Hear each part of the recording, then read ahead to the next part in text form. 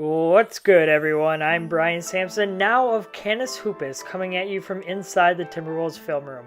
Today, we're going to take a look at the zone defense the Timberwolves employ at the end of some of their games. According to Synergy, the Minnesota Timberwolves are one of only 7 teams in the NBA this season to run any sort of zone defense. With Minnesota only running it on 12 possessions, however, it's hardly a staple of what they do. Regardless, hey, I thought it'd be fun to break down the types they run. So let's dive in. The rare occasions where Minnesota does run it all happen to be in desperation situations where they are down in the final couple minutes of the game. However, they have also brought it out in random times, like this fourth quarter against the Lakers, or this first quarter against the Kings.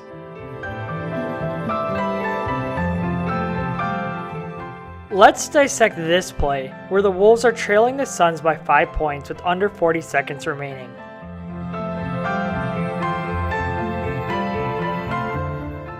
The type of zone they run appears to be a 1-2-2.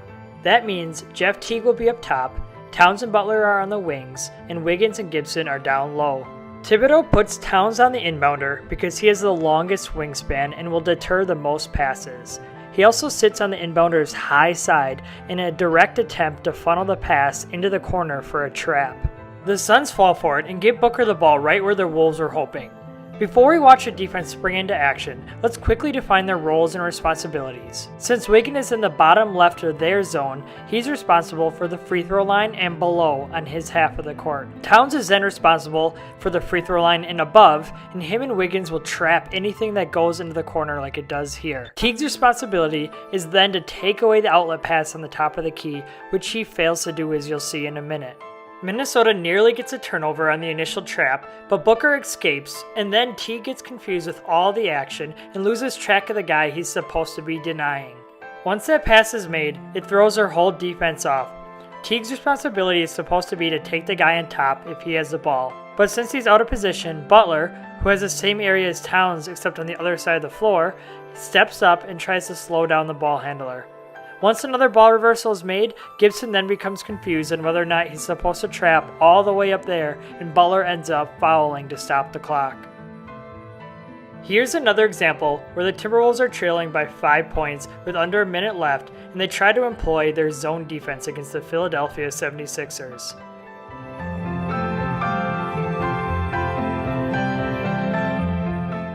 The boundaries are just the same as on the last play.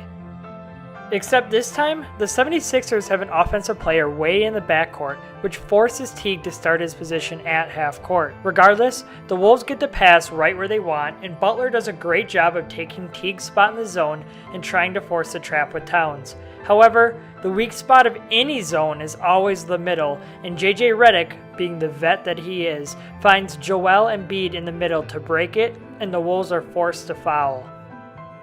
The Wolves are successful at getting the ball into the corner, but just haven't been able to take the next step and force a turnover.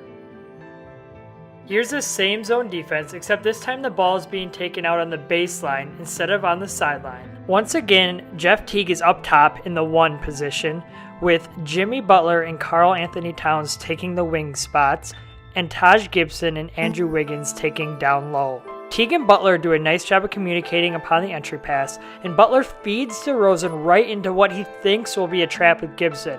However, for whatever reason, Gibson follows the inbounder away from the ball, and it allows DeRozan to drive to the rim and draw the foul. As you can see, the Wolves' desperation zone defense leaves a lot to be desired, and it's certainly not something they rely on.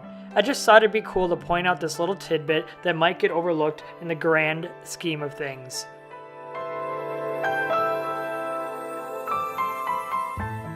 Well, thank you for tuning in, Wolves fans. I really appreciate it.